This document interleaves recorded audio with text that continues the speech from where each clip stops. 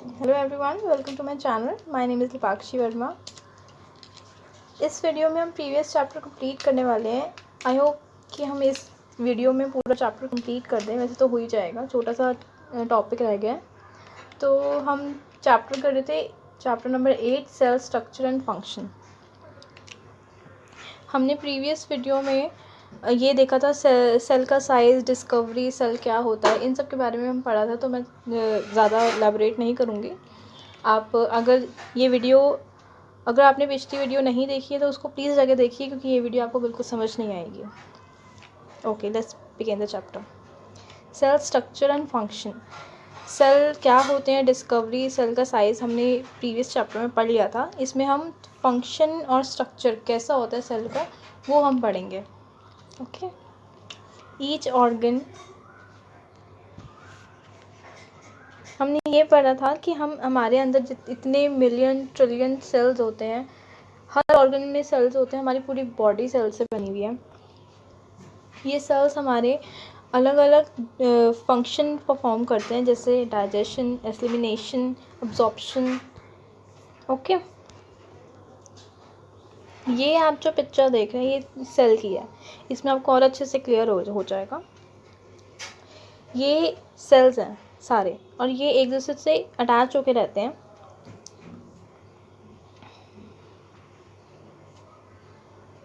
Cell membrane. सबसे पहले cell का स्ट्रक्चर जो होता है, हम सबसे पहले सेल मेम्ब्रेन में आते हैं, जो पूरा कवर सेल मेम्ब्रेन जो होती है पूरे सेल को प्रोटेक्ट करके रखती है कि कोई भी हार्मफुल चीज़ उसमें ना जाए, और जो भी सेल के अंदर न्यूक्लियस होता है, कास्टोप्लाज्म होता है, वो बाहर ना आए। तो पूरा प्रोटेक्ट करके रखती है, पूरा कवर करके रखती है अच्छे से। ये आप जो देख रहे हैं ब्लैक सी लाइन, ये सेल मेम्ब्रेन है।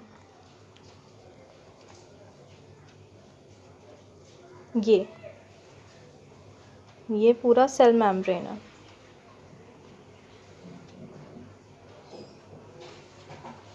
ओके,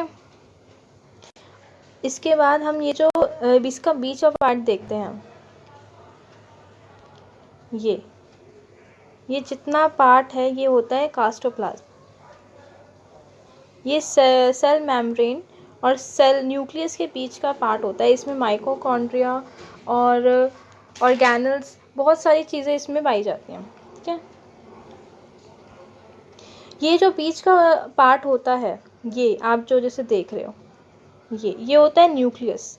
ये सबसे इम्पॉर्टेंट पार्ट होता है सेल का। मतलब जैसे हमारा ब्रेन हमारी पूरी बॉडी को कंट्रोल करता है, पूरी बॉडी को चलाता है, उसी तरह से ये न्यूक्लियस सेल के लिए बहुत इंपॉर्टेंट होता है। ये पूरे सेल को चलाता है। ओके, ये जो आप लाइन देख रहे हो न्यूक्लियस पे, ये ब्लैक कलर की लाइन, ये होती है cell membrane, sorry nuclear membrane. ये आप जैसे नाम देख रहे हो न्यूक्लियर मेम्ब्रेन, ये सेल मेम्ब्रेन, ये कास्टोप्लाज्म, इसके बीच का पार्ट। ओके, ये न्यूक्लियस, ये ह्यूमन चिक सेल है।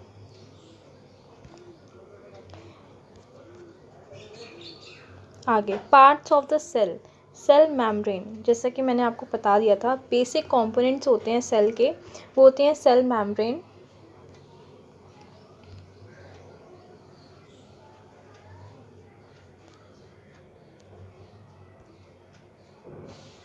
ये सेल मेम्ब्रेन, कास्टोप्लाज्म, न्यूक्लियस, ये 3 चीज़ें होती हैं जो बेसिक होती है सेल की। ठीक है, इसके बाद हम आगे बढ़ते जाएंगे, इलैबोरेट करते जाएंगे, तो आपको और अच्छे से समझ आएगा।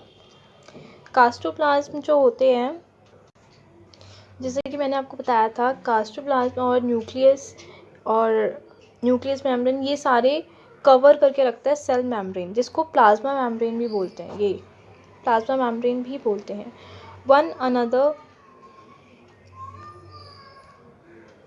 One another cell form surrounding mediums. Cell जो प्लाज्मा मेम्ब्रेन, जो कि सेल मेम्ब्रेन भी होती है, प्लाज्मा मेम्ब्रेन पोरस भी होती है, और ये अलाउ करती है सेल को मूवमेंट करने के लिए। अपवर्ड भी जाती है, इनवर्ड और आउटवर्ड दोनों जाती है, ये इधर उधर मतलब तैरते रहते हैं एक तरह से सेल, तो मूवमेंट करते रहते हैं, ज़रूरी नहीं है कि वो एक ही जगह पे रहे। सेल मेम्ब्रेन को एक और लेयर प्रोटेक्ट करती है जिसे सेल वॉल कहते हैं। ये एक्चुअली प्लांट्स में ज़्यादातर पाई जाती है, क्योंकि प्लांट्स जो होते हैं वो प्रोटेक्ट करने के लिए सेल वॉल होती है। सेल मेम्ब्रेन को कोई हार्म ना पहुँचे, कोई विंड से या कोई जैसे सनलाइट बहुत ज़्यादा है तो जो प्लांट्स होते हैं वो मुरझा जाते हैं, मर जाते हैं, उससे सब बचाने के लिए सेल वॉल होती है सेल मेम्ब्रेन पे। वो आप देख सकते हो, आगे और एलैबोरेट करूँगी, पिक्चर्स दूँगी तो उससे आप और अच्छे से समझोगे। अब थोड़ा सा हम न्यूक्लियस के बारे में पढ़ते हैं। सेल के सेंटर में हम एक राउंड स्फेरिकल शेप देखेंगे जिसे न्यूक्लियस कहा जाता है, जो कि बहुत इम्पॉर्टेंट पार्ट होता है एक सेल का। जेली लाइक स्ट्रक्चर होता है और ये सेल मेम्ब्रेन, कास्टोप्लाज्म और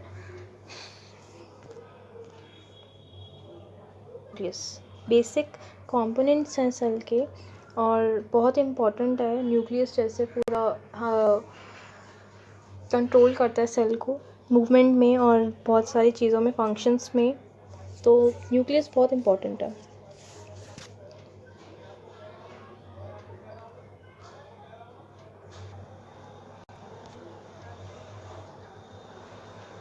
सेल वॉल बहुत इम्पॉर्टेंट होती है, प्लांट्स को प्रोटेक्ट करती है, और इस सेल को आप प्लांट्स पे देख भी सकते हो। ट्रांसजेंस स्कैंटिया और राइवो, ये सारे ऐसे एग्जाम्पल्स हैं।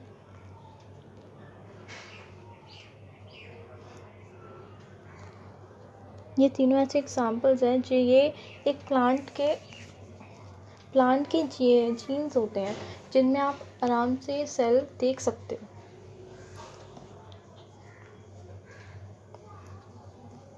कास्टोप्लाज्म जेली लाइक स्ट्रक्चर होता है इसमें, जैसा कि मैंने आपको बताया था, सेल मेम्ब्रेन और न्यूक्लियस के बीच में ये होता है, और इसमें कंपोनेंट्स होते हैं, ऑर्गेनल्स होते हैं जो कि तैरते ही रहते हैं इसमें। एक बहुत बड़ा पानी है, उसमें अगर आप स्विमिंग करोगे तो एक तरह से ये माइटोकॉन्ड्रिया और जितने भी कंपोनेंट्स हैं इसमें ऐसे ही तैरते रहते हैं। ग्लोई बॉडीज़, राइबोसोम्स, ये सारे मटेरियल्स हैं जो तैरते रहते हैं। Nucleus it is a important component of living cell. Nucleus जो होता है सेल को ज़िंदा रखने में मदद करता है। जैसे हमारा ब्रेन है, अगर हमारा ब्रेन में कोई, फॉर एग्ज़ाम्पल ले लो, हमारे ब्रेन में कुछ डैमेज हो गया, हमारा एक पार्ट डैमेज हो गया, तो हमारी बॉडी ठीक तरह से काम नहीं करेगी, क्योंकि हमारा जो ब्रेन है वो हमारी पूरी बॉडी को कंट्रोल करता है। ऐसे ही जो न्यूक्लियस है वो पूरे सेल को कंट्रोल करता है। स्फेरिकल शेप में होता है और सेंटर में होता है। एक माइक्रोस्कोप से आप इसको ईजिली देख सकते हो। न्यूक्लियस जो प्रेजेंट होता है सेल के बीचों बीच, उसके मेम्ब्रेन होती है उसके चारों ओर, जिसको वो मेम्ब्रेन न्यूक्लियस को प्रोटेक्ट करती है। ओके, वो भी पोरस होती है और उसको मूवमेंट करने के लिए, न्यूक्लियस को सेल के अंदर मूवमेंट करने के लिए अलाउ करती है कि वो आउटवर्ड या इनवर्ड्स, आउटवर्ड्स तो नहीं, इनवर्ड्स वो सेल के अंदर कहीं भी घूम सकता है। न्यूक्लियस मतलब मूव कर सकता है। मैग्नीफाइंग हाई मैग्निफिकेशन माइक्रोस्कोप से आप न्यूक्लियस के अंदर देख सकते हो। न्यूक्लियस जो स्फेरिकल बॉडी होता है, एक स्फेरिकल शेप में होता है, उसके अंदर भी बहुत ऐसी चीज़ें होती हैं जो सेल को सर्वाइव करने में हेल्प करती हैं, राइट। न्यूक्लियस के अंदर न्यूक्लियोलस होता है। न्यूक्लियस एक थ्रेड लाइक स्ट्रक्चर रिलीज करता है जिसे क्रोमोसोम्स बोलते हैं।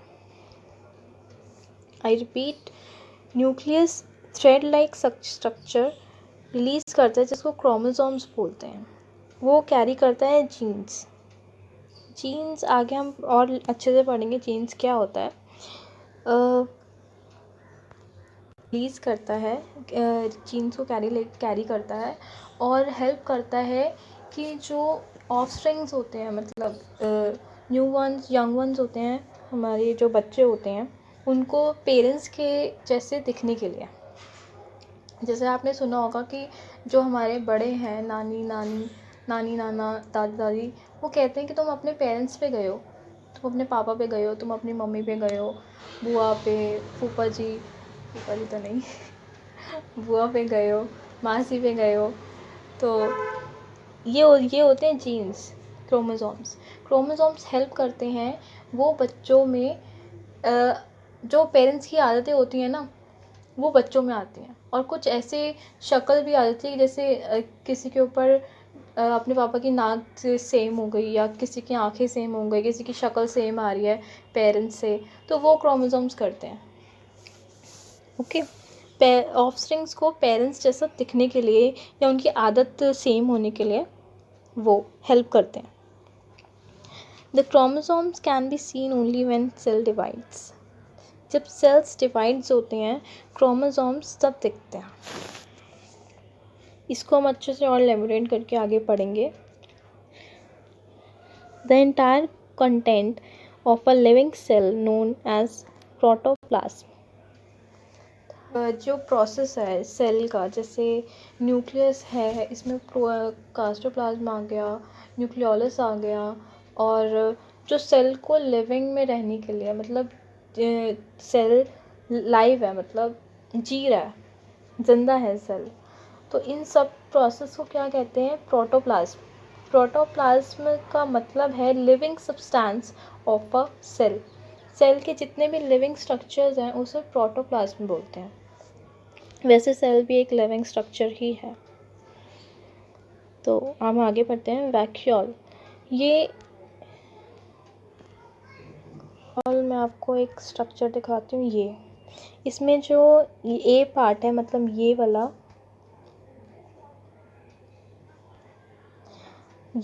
ये जो खाली है, एकदम ब्लैंक दिख रहा है ना आपको, ये वैक्यूल है। और इसमें जो पी पार्ट है वो एनिमल सेल है, और जो ए पार्ट है वो प्लांट सेल है। तो इसमें जो ये पार्ट है वाइट ये वैक्यूल है। तो जो एनिमल सेल में होते हैं वैक्यूल थोड़े कम होते हैं, कम स्पेस लेते हैं, और जो प्लांट सेल में होते हैं वो ज़्यादा स्पेस लेते हैं। तो दोनों में डिफरेंस मैं आपको बता देती हूँ। प्लांट सेल में वैक्यूल काम करता है वाटर एब्जॉर्प्शन का, वाटर एब्जॉर्ब करता है, और जो एनिमल सेल में होता है वो वेस्ट बाहर निकालता है। जो बॉडी के अंदर वेस्ट आ जाता है वो बाहर निकालता है। ओके, जो प्लांट सेल में होता है वो थोड़ा ज़्यादा स्पेस लेता है, बिग होता है, बड़ा होता है, और एक होता है, सिंगल होता है। और जो एनिमल सेल में होता है वो ज़्यादा हो सकते हैं, मोर देन वन, और वन से ज़्यादा हो सकते हैं, और थोड़े थोड़े स्पेस लाते हैं, मतलब ज़्यादा फैले हुए नहीं होंगे, थोड़े थोड़े होंगे कहीं कहीं पर वैक्यूल। और इस अब आ जाते हैं प्लांट सेल पे। यहाँ पे ज़्यादा फोकस करें और एलैबोरेट करूँगी इसमें जैसे आप देख रहे हैं सेल वॉल जो कि आप देख रहे हैं एकदम थिन है और प्रोटेक्ट कर रही है पूरे सेल को।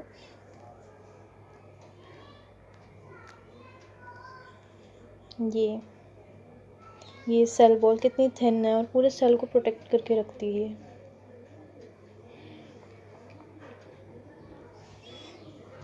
इसमें आपको बहुत सारी चीज़ें दिखेंगी। एक इतना सा पार्ट लिया हुआ है सेल का, जिसमें सेल मेम्ब्रेन है, सेल वॉल है, और क्लोरोप्लास्ट है। इसमें क्या मीनिंग होगा, जैसे कि आप देखते हो हमारे प्लांट्स का कलर जो है ग्रीन होता है। कभी सोचा है ऐसे ही दिमाग में ऑब्जर्वेशन कि ग्रीन क्यों होता है? रेड, पिंक, येलो हमारे कलर का क्यों नहीं होता? जो हमें कलर पसंद है वो क्यों नहीं होता? पिंक भी हो सकता है, रेड भी हो सकता है, ब्लैक भी हो सकता है। मेरा फेवरेट कलर ब्लैक है, तो कुछ भी हो सकता है, लेकिन ये ग्रीन ही क्यों होता है? तो क्लास जो कि हमने आगे पढ़ा था, ये वाला पार्ट जो कि दिख रहा है हमें, कलर इसलिए ग्रीन रहता है क्योंकि आपने देखा होगा कभी लीव्स के चारों ओर ग्रीन रहता है और बीच में येलो हो जाता है, कभी रेडिश कलर थोड़ा सा हो जाता है या किसी कॉर्नर पे येलो हो जाता है। तो इसलिए होता है क्योंकि सेल्स के अंदर ना कास्टोप्लाज्म में बड़े सारे एक स्फेरिकल शेप में ग्रीन कलर के स्ट्रक्चर घूम रहे होते हैं, जिसे प्लास्टिड्स बोलते हैं हम। ये जो प्लास्टिड्स होते हैं वो डिफरेंट कलर के होते हैं, आधे थोड़े येलो में होंगे, आधे ग्रीन में होंगे। जो ग्रीन पिगमेंट शो करते हैं उन्हें क्लोरोफिल बोलते हैं। ग्रीन प्लास्टिड्स को क्लोरोप्लास्ट बोलते हैं। आपको जो शायद समझ नहीं आया। Some of them contain green pigment, जो ग्रीन पिगमेंट शो करते हैं उन्हें क्लोरोफिल बोलते हैं। ग्रीन कलर्ड प्लास्टिड्स को क्लोरोप्लास्ट बोलते हैं। जैसा कि आप इसमें देख रहे हो क्लोरोप्लास्ट, जैसे ये डॉट ग्रीन डॉट को इन्होंने शो कर रखा है क्लोरोप्लास्ट, है ना। तो वो ग्रीन शो करते हैं, इसलिए लीव्स का कलर ये बहुत सारे होते हैं, एक नहीं होते, बहुत सारे होते हैं। जहाँ जहाँ येलो होंगे वहाँ पे लीफ का कलर येलो दिखेगा, और जहाँ हल्के हल्के रेडिश कलर में होंगे वहाँ लीफ का कलर रेड होगा। लेकिन ये ज़्यादातर इसमें ग्रीन पिगमेंट शो करते हैं, तो इसलिए लीव्स का कलर ग्रीन होता है।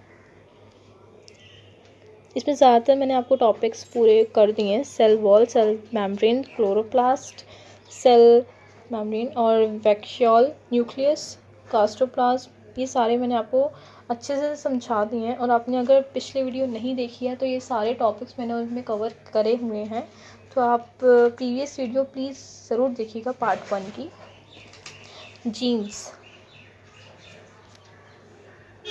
जीन्स, इसमें मैं आपको कुछ ज़्यादा अच्छे से समझा देती हूँ। Genes is a unit of inheritance in living organism. It control transfer और हेरिडिटरी करैक्टर्स। जैसे कि मैंने आपको बताया था कि जीन्स जो होते हैं अपने माता पिता की शक्ल, आदतें, सब कुछ उन पे जैसे जाती हैं। बड़े हमारे बोलते हैं कि मम्मी मत करो यार, बोलते हैं कि हमारी नाक पापा पे गई है, शक्ल मम्मी पे गई है, आदतें दादी पे गई हैं। तो ये सारे जीन्स होते हैं जो जनरेशन टू जनरेशन इसमें आते रहते हैं। जैसे दादी की पापा में आएंगी, पापा की हमारे में आएंगी, फिर हमारे अपने बच्चों में जाएंगी। तो ऐसे ये जनरेशन टू जनरेशन डिवाइड होती रहती हैं। ये जीन्स ऐसे होते हैं। जो आदतें, शक्ल, सूरत, सब कुछ ऑफस्प्रिंग्स की पेरेंट्स में जाती हैं, वो जीन्स की वजह से जाती हैं। हमारे जीन्स हमारे 30% या 50% हमारे जो वैसे तो 100% 50% हमारे पापा से आते हैं, हमारे मदर से आते हैं। तो वो 100% हमारी वो आदतें होती हैं जो पेरेंट्स पे जाती हैं। आई होप आपको समझ आ गया होगा, मैंने अच्छे से एलैबोरेट किया इसको। अब इस कॉन्सेप्ट का, इस चैप्टर का लास्ट टॉपिक रहता है, इसके बाद ये चैप्टर पूरा एंड है। यूकारियोटिक्स एंड प्रोकारियोटिक्स, ये दो कॉन्सेप्ट हैं। जो सेल की न्यूक्लियस, सेल में जो न्यूक्लियस होता है उसकी मेम्ब्रेन अगर वेल डिज़ाइन ना हो, मतलब न्यूक्लियस की जो न्यूक्लियर मेम्ब्रेन होती है वो ना हो, तो इसको हम बोलेंगे प्रोकारियोटिक्स।